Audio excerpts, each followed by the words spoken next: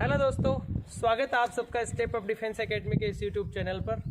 मैं Vijay Kumar, lecturer in physics, आप सबके सामने प्रेजेंट हो गया हूं अपना फर्स्ट वीडियो लेक्चर इस चैनल का लेके। आज हम बात करते हैं करंट एंड इलेक्ट्रिसिटी से रिलेटेड जो क्वेश्चन हैं उन पे, जो प्रीवियस ईयर्स में पूछे भी गए हैं और इम्पोर्टेंट क्वेश्चन भी हैं एयरफोर्स नेवी की दृष्टि से। तो फर्स्ट क्वेश्चन हम लेते हैं कि एल लंबाई के एक समान तार का व्यास डी, एल लंबाई के एक समान तार का व्यास डी वह प्रतिरोध आर है। उसी पदार्थ का एक दूसरा तार है जिसका व्यास है 2d और उसकी लंबाई बताई गई है 4l, उसका प्रतिरोध हमें ज्ञात करना है। दोस्तों डायरेक्ट आप इस क्वेश्चन पे ध्यान दें, वो कह रहा है कि एल लंबाई का एक तार है और उसका व्यास डी, उसका प्रतिरोध आर बता रहा है। उसी पदार्थ का एक दूसरा तार ले रहा है, पदार्थ नहीं बदला, पदार्थ नहीं बदला इसका मतलब प्रतिरोधकता नहीं बदली। तो प्रतिरोधकता जितनी पहले थी उतनी ही बाद में रहेगी। ये इस क्वेश्चन में हल्का सा कॉन्सेप्ट है जिस पे आपको ध्यान देना है। Okay, so let's we do the solution. Solution is, first of all क्या कह रहा है वो कि तार की जो लंबाई है, तार की लंबाई बताई जा रही है l, व्यास इसका बताया जा रहा है d, प्रतिरोध इसका बताया जा रहा है r। तो जैसा कि हम जानते हैं R is equals to rho L upon A, Ohm के नियम का ये फॉर्मूला है। रो क्या है? रो यहाँ पे इस तार की प्रतिरोधकता है, इसकी प्रतिरोधकता हम रो मान के चलते हैं। सो रो L अपॉन ए क्या है? अनुप्रस्थ काट का क्षेत्रफल। अब अनुप्रस्थ काट कैसी है? वर्ताकार। तो वर्ताकार अनुप्रस्थ काट का क्षेत्रफल कैसा होगा? पाई आर स्क्वायर। अब त्रिज्या r, तो यहाँ पे व्यास इसका d दे रखा है, तो त्रिज्या क्या हो जाएगी? d/2। तो नेक्स्ट आपका हो जाएगा rho L upon pi d/2 whole square. Okay, so your next answer d square and 2 square is 4, so your result is 4 rho L upon pi d square। Okay, तो जो तार आपको दिया गया है जिसकी लंबाई L है, व्यास d है, उसका प्रतिरोध R बता रहा है, तो प्रतिरोध R का वैल्यू है 4 rho L upon pi d square। ये तो हमें गिवन है। हमें कैलकुलेट क्या करना है? हमें कैलकुलेट करना है कि इसी पदार्थ का एक और दूसरा तार लिया गया है। अच्छा, उसकी जो लंबाई ले रहा है, उसकी लंबाई है वो बता रहा है, उस दूसरे तार की जो लंबाई है वो बताई जा रही है 4l।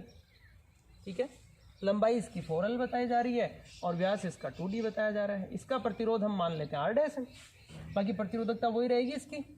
तो दोबारा से आप फॉर्मूला यूज करें, r dash is equals to rho और लंबाई है 4l अपॉन ए, तो रो 4l अनुप्रस्थ काट का क्षेत्रफल पाई d/2। तो इसका व्यास कितना बता रहा है? 2d बता रहा है, तो 2d/2 whole square, 2 cancel. So result क्या है? 4 rho L upon pi d square. Okay, तो दोस्तों आप देख रहे हो कि नई कंडीशन में लंबाई चेंज कर दी, व्यास चेंज कर दिया, लेकिन उसके बाद भी उस तार का जो प्रतिरोध है वो कितना रहा? 4 rho L upon pi d square. और पहले भी उस तार का जो प्रतिरोध R बताया जा रहा था उसका वैल्यू भी तो यही था। तो इसका मतलब ये हुआ कि उसकी लंबाई 4l और व्यास डबल कर देने पर भी उसका जो प्रतिरोध है वही रहेगा। तो अपना राइट आंसर है R। ओके, लेते हैं अगला क्वेश्चन।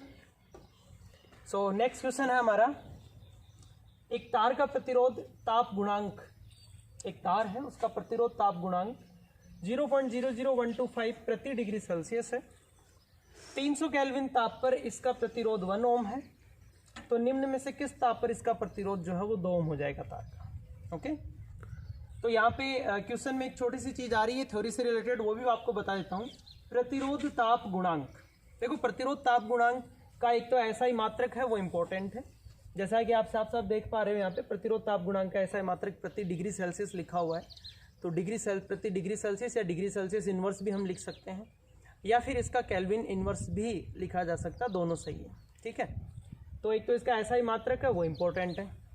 दूसरी चीज, प्रतिरोध ताप गुणांक पे कुछ 1-2 क्वेश्चन थ्योरी के ऐसे भी हैं, जैसे चालकों के लिए प्रतिरोध ताप गुणांक का जो वैल्यू है वो धनात्मक होता है और अर्धचालकों के लिए प्रतिरोध ताप गुणांक का वैल्यू क्या होता है? ऋणात्मक होता है। तो ये भी आप ध्यान रखें, ये भी अच्छे क्वेश्चन है प्रतिरोध ताप गुणांक पे ही, क्योंकि इस क्वेश्चन में प्रतिरोध ताप गुणांक आ गया, इसलिए इसके साथ में इसकी थ्योरी मैंने आपको क्लियर कर दी है। ठीक है, अर्धचालकों के लिए प्रतिरोध ताप गुणांक नेगेटिव क्यों होता है? क्योंकि अर्धचालकों का तापमान बढ़ाने पर उनका प्रतिरोध घटता है, जबकि चालकों का तापमान बढ़ाने पर उनका प्रतिरोध बढ़ता है। तो ये धनात्मक और ऋणात्मक वाला जो कॉन्सेप्ट है ये भी इंपॉर्टेंट है। ओके, तो देखिए इस क्वेश्चन को हम सोल्व करते हैं। तो ये क्वेश्चन कैसे सोल्व होगा? इस क्वेश्चन के लिए जो फॉर्मूला अप्लाई होगा वो हमारे 12th क्लास में चैप्टर में है, विद्युत धारा वाले चैप्टर में हम पढ़ते हैं फॉर्मूला। तो फॉर्मूला है R T is equals to R naught into 1 plus alpha delta T. ये फॉर्मूला डायरेक्ट इसमें अप्लाई होगा और इस फॉर्मूले की हेल्प से ये क्वेश्चन आपका सोल्व होगा। देखते हैं इसमें आर टी क्या है, आर नोड क्या है, अल्फा क्या है, डेल्टा टी क्या है, छोटी छोटी चीज़ें हैं जो आपको ध्यान में रखनी है। सो इस फॉर्मूले में आर टी क्या है, आर टी का मतलब है उच्च ताप टी पर प्रतिरोध। ओके, उच्च ताप टी पर प्रतिरोध आर टी है। आर नोड क्या है, आर नोड है निम्न ताप टी पर प्रतिरोध। ओके, अल्फा क्या है, अल्फा है यहाँ पे प्रतिरोध ताप गुणांक। ओके, और डेल्टा टी क्या है, डेल्टा टी है यहाँ पे तापांतर। तो माय डियर, तापांतर का जो मात्रक है वो डिग्री सेल्सियस भी होता है और केल्विन भी होता है। ये मेरा आपको कोचिंग में पढ़ाया हुआ है, आपको याद भी होगा। तो देखिए आर टी उच्च ताप टी पर, अब दोबारा से क्वेश्चन पर जाइए। तार का प्रतिरोध ताप गुणांक अल्फा हमें दिया हुआ, अल्फा हमें दे रखा है 300 केल्विन ताप पर। इसका प्रतिरोध कितना बता रहा है, 1 ओम बता रहा है। वो प्रतिरोध आपको वह तापमान आपको ज्ञात करना है जिस पर प्रतिरोध 2 ओम होगा। 2 ओम प्रतिरोध होगा, चालक की बात कर रहे हैं। तो प्रतिरोध 2 ओम किस तापमान पर होगा, इसका मतलब तापमान जब आप उसका बढ़ाओगे तब उसका प्रतिरोध बढ़ेगा, क्योंकि क्वेश्चन में वैल्यू पुटअप करते हैं फॉर्मूले में आर टी मीन्स उच्च ताप टी का प्रतिरोध। तो उच्च ताप पर जो प्रतिरोध है वो हमें कितना दे रखा है, 2 ओम। तो इसका वैल्यू आपको रखना है 2। आर नोट क्या, निम्न ताप का प्रतिरोध। तो निम्न ताप का प्रतिरोध आप क्या रखोगे, 1 प्लस अल्फा।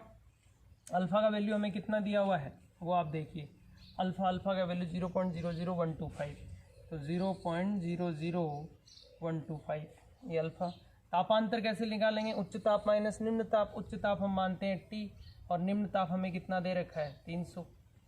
ठीक है, नाउ 2 माइनस 1, ये जो 1 इंटू 1 मल्टीप्लाई होगा 1 ही रहेगा। इसको आप दूसरी साइड LHS में लेके आए। So 2 minus 1 is equals to 0.00125 into T minus 300। Okay, now next 1 upon this one will be 125 into 10 to the power minus 5। 0.00125 है, यहाँ पे 5 डिजिट पे आपका दशमलव है, इसको रिमूव करना है तो 10 टू द पावर माइनस 5 से मल्टीप्लाई कर देंगे। Is equals to T minus 300। Okay, next one 10 to the power 5 upon 125। 10 to the power 5 जो है वो हर से अंश में लेके आते हैं। Is equals to T minus 300। 10 to the power 5 और 125 इसको आप कट करोगे, तो इसको आप कट करोगे तो ये आपका, आप इसको देखो ऐसे लिख सकते हो 1000 into 10 to the power 2 upon 125। 10 to the power 5 है, डायरेक्ट आपको नहीं समझ में आ रहा है तो 1000 इंटू 10 टू द पावर 2 लिख लो आप इसको। तो टी माइनस 300, तो 1000 और 125 से 1000 कितनी बार कट होगा, 8। तो 8 गुणा 10 की घात 2, ये कितना हो गया, 800 हो गया। ठीक है, तो नेक्स्ट स्टेप में अपने पास क्या आएगा, 800 is equals to T minus 300। Okay, और फाइनली अपने पास जो आंसर आता है वो आता है T is equals to 1100 kelvin. Clear, तो वो उच्च ताप कितना रहेगा, 1100 केल्विन, यानी 1100 केल्विन टेम्परेचर पे इस तार का जो प्रतिरोध है वो कितना हो जाएगा, 2 ओम। तो हमारा जो राइट आंसर है वो क्या है, बी, 1100 केल्विन। ओके,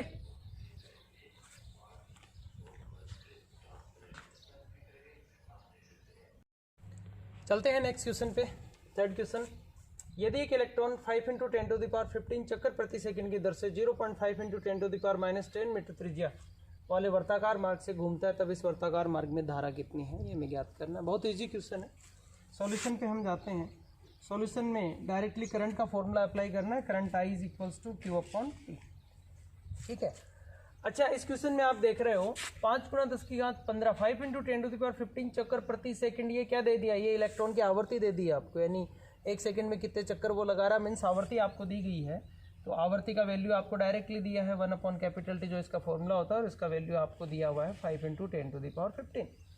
थोड़ी सी यहाँ पे ध्यान देने वाली बात यही है कि करंट हम यहाँ निकाल दें, तो करंट कैसे निकालेंगे, उसके लिए जो करंट का फॉर्मूला उसमें जो टाइम पीरियड है, यानी कि जो टाइम का वैल्यू है वो आपको टाइम पीरियड के इक्वल लेना, मतलब एक चक्कर का जो समय है वो आपको यहाँ पे लेना है। ठीक है, सो 1 अपॉन कैपिटल T क्या होती है, आवृत्ति, आवृत्ति हमें दे रखी है।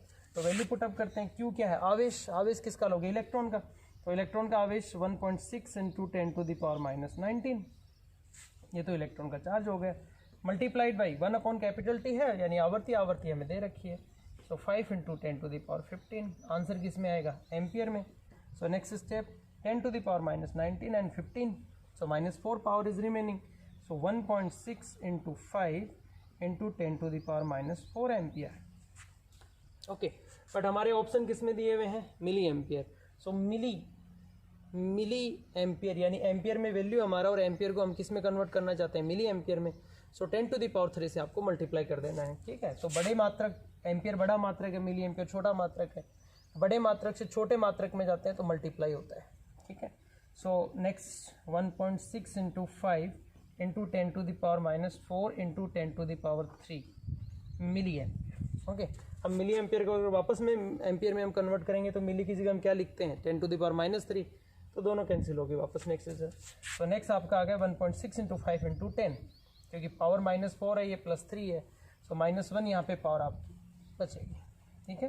तो 1.6 इंटू 5 इंटू 10⁻⁻1 मिली एम्पियर।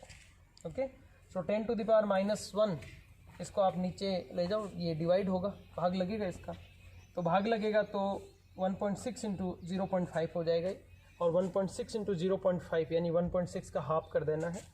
जो नेक्स्ट स्टेप है उसमें 1.6 into 5/10 and it will be 1.6 into 0.5। तो 1.6 0.5 से मल्टीप्लाई हो रहा है, इसका मतलब 1.6 का हाफ कर दो, और हाफ कितना होगा?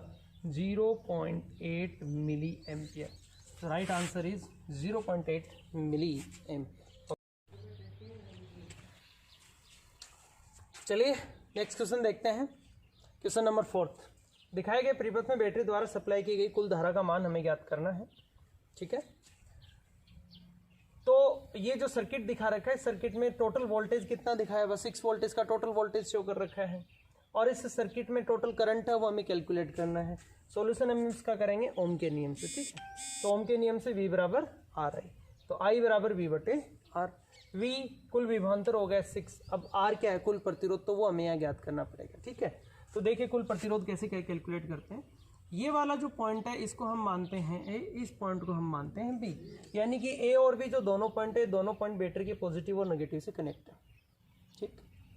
दूसरी तरफ आपको ध्यान देना, ये वाला जो पॉइंट है ये पॉइंट भी A ही है। क्यों? क्योंकि इन दोनों पॉइंटों के बीच में कोई प्रतिरोध नहीं है, कोई बैटरी सेल कुछ भी नहीं है, तो इसका मतलब ये पॉइंट जो है, ये पॉइंट है, ये दोनों सेम है। तो यहाँ A है तो यहाँ पे भी आप क्या लिखोगे? A लिखोगे। ये जो अलग से एक पॉइंट रह गया इसको हम एज्यूम कर लेते हैं C।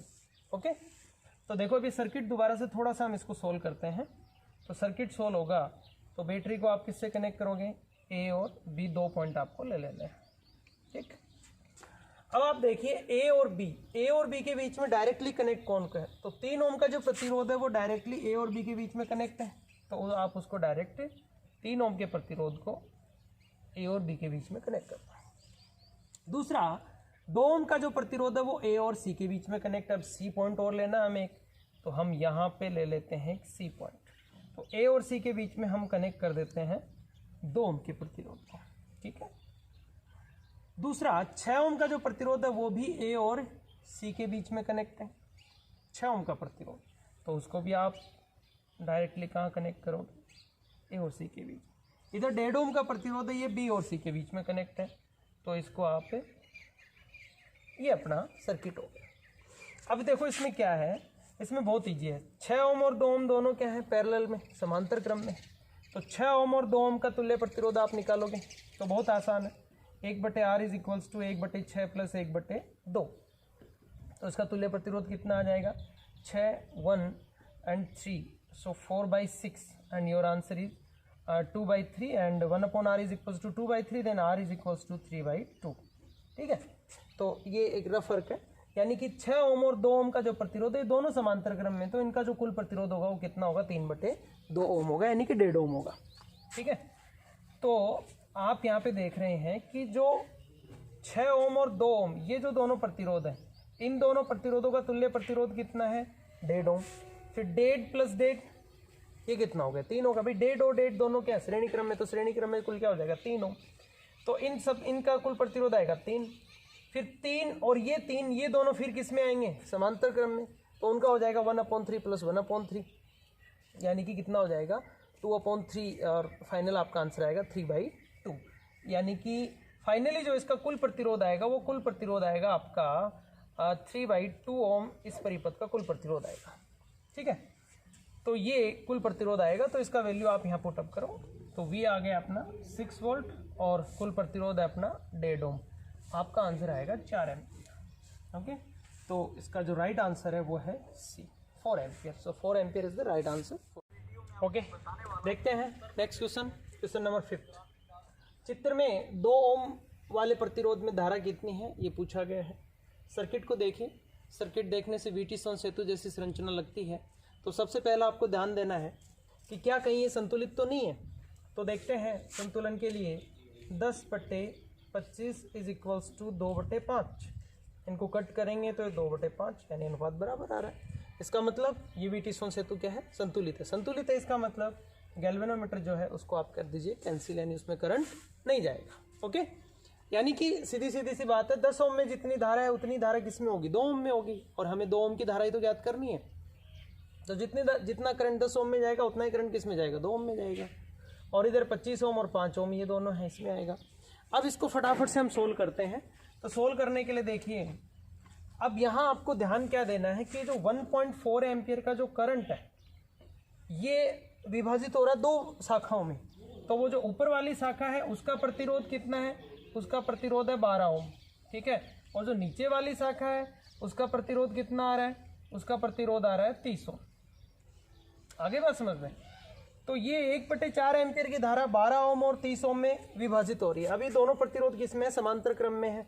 अब समांतर क्रम में जो प्रतिरोध होते हैं उन प्रतिरोधों का जो अनुपात होता है उसके विपरीत, उसके उल्टे अनुपात में धारा का विभाजन होता है।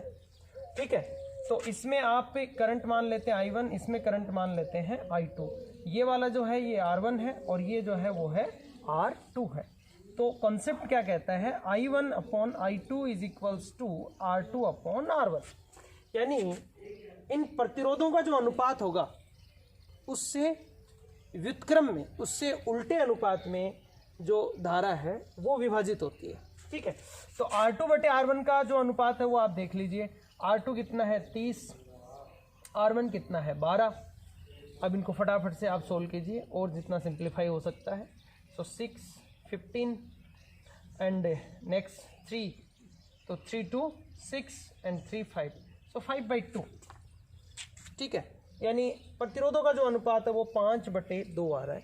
तो 5/2 प्रतिरोधों का अनुपात है, तो जो धारा विभाजित होगी वो 2/5 में विभाजित होगी। यानी कहने का मतलब है 1.4 एम्पियर अपने पास में कुल धारा है, तो इस 1/1.4 एम्पियर धारा को अपने को 5:2 में विभाजित करना है।